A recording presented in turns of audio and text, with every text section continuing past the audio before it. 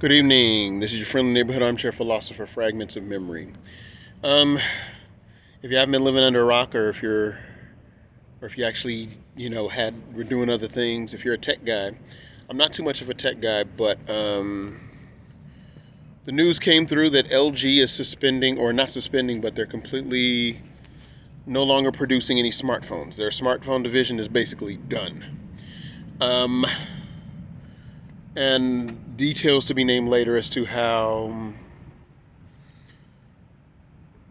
basically details to be named later as to what happens to those that have LG phones or have purchased LG phones. I've heard a few details, but I won't really go into that too much.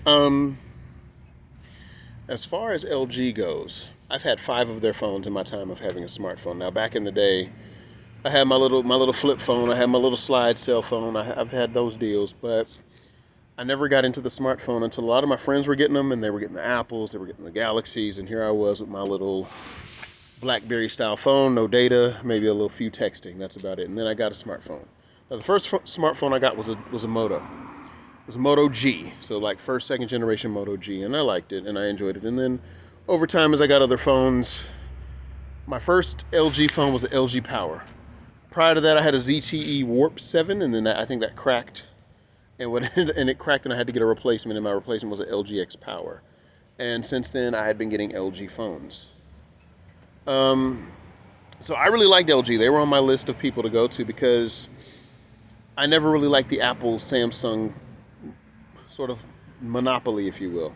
So I mean, I've had a couple of Samsung phones. I've had like two. So other than that, I've been a few Motos, few LGs, that sort of thing. But anyway, with the demise of the LG smartphone industry, one guy pointed it out that we won't have any more innovation because you need more than just two companies to promote innovation, if you know what I mean. You want more than just one or two companies providing the services. You want to get a little innovation. You want to get a little bit of a mix in the mix. You want to get a little bit of a competition, and I think that's the thrust of my video tonight. Competition. It's what drives us. It's what keeps us sharp. You don't know how good you are until you're tested. You don't know how valuable you are until you're tested. You don't know how strong you are until you are tested up against something else. Just like you're doing, like I do push-ups. So you do your push-ups and you notice, hey, you feel a little more muscle gain, or you lift weights because you're pressing yourself up against something. So in a sense, competition is actually a good thing. And sometimes it's hard, and I'm a guy who is very risk averse and very competitive averse. But I do agree that without competition, there is no innovation. So because what ends up happening is, okay, you only got Samsung and you only got Apple. So based on what some of the tech people are saying, it's like, okay, they're just going to keep copying each other until, well, they might end up pricing us regular folks out. Because right now I'm on a prepaid phone. I'm no shame in my game. But one of the things I could say is that there were options like a LG, like a Moto, like a ZTE. There's other options besides just Apple and Galaxy. So for me, I'm very much a believer in, yeah, let there be competition. Some good competition, some bad competition, some in between competition. That way, hey, people can have a choice. And when you have a choice, that forces the producers of the products, to try to do better, to try to get you there. So in a sense, competition is good. The push and the pull and the back and the forth are good.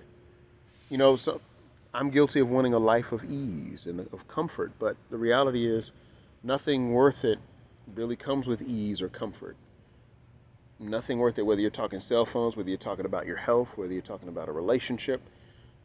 If we don't if we don't have the competition, if we don't have another force pushing and pulling us against each other, well, then we're not just going to improve for the sake of improvement. We have to have a reason. We have to have a purpose. I think competition gives us purpose. There's purpose in competition. That's the impetus to get you to do better. So LG's closing just sort of opened up that, or suspending their smartphone services has just opened up that can of worms for me. Like, okay, um, without another company to sort of fill the void, because I mean, there are other phones. You know, there's Xiaomi, which I don't think they've got too much of a foothold in the USA yet. There's Xiaomi. I think there's the Nord. I think I think the Google Pixel is doing their thing. Moto's still around. Moto is still around, you know.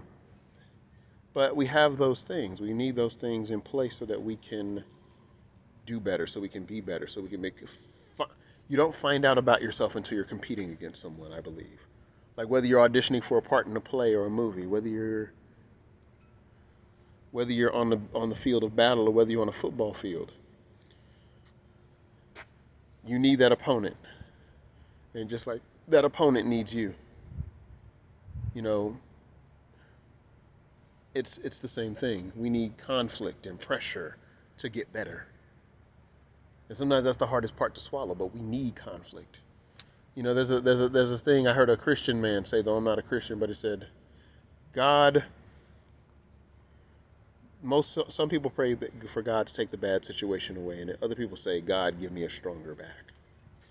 So that's actually some words to live by. So this LG stopping the cell phones has definitely opened that up for me.